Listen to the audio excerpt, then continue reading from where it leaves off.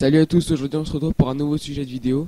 En gros, ça va être des critiques d'arc avec plusieurs aspects, par exemple les personnages, les combats, etc. Et pour ce premier épisode, je choisis de faire un arc pas très apprécié de la communauté, mais moi perso j'ai bien aimé.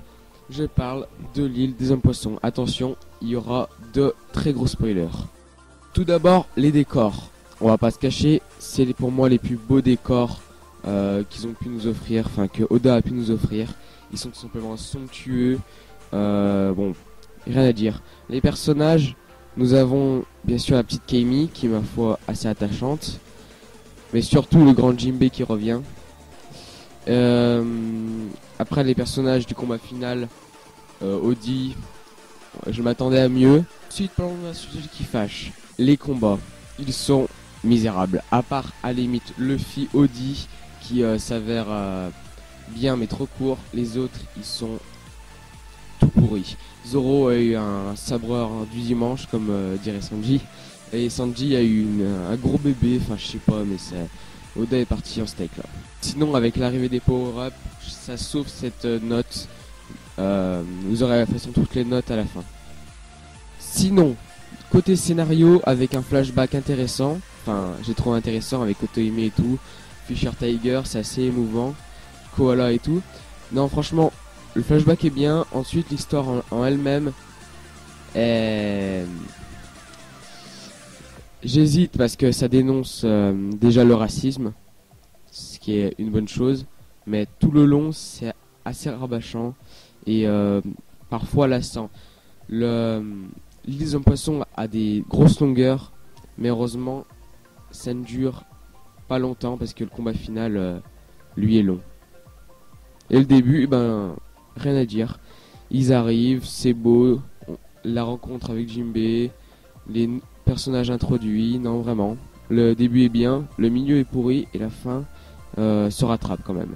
Et encore que le milieu est pas extrêmement mauvais parce que il y a le flashback.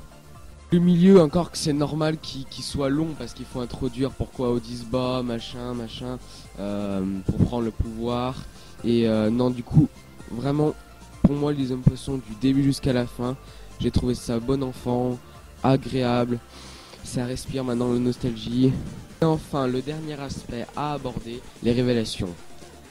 Attention, énorme spoiler, les armes antiques, l'arme antique Shirahoshi. On apprend le combat aussi Aokiji, Akainu sur Punk Hazard, le Noah, Jinbei qui rejoint l'équipage après, machin, le racisme entre les hommes poissons, etc. Les révélations, il n'y a rien à dire, c'était le bon moment pour les donner après retour à Chamonix.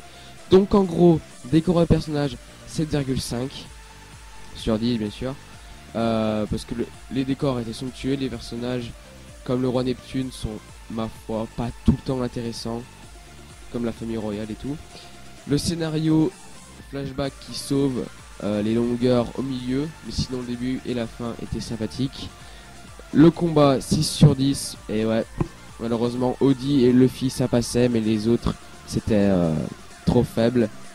Et enfin, les révélations 8,5 parce que c'était le bon moment pour les donner et que ces révélations sont intéressantes. Ok, donc c'est la fin de ce premier épisode. Ça sera tout pour moi. N'hésitez pas à liker, à partager, à vous abonner si le contenu vous a plu.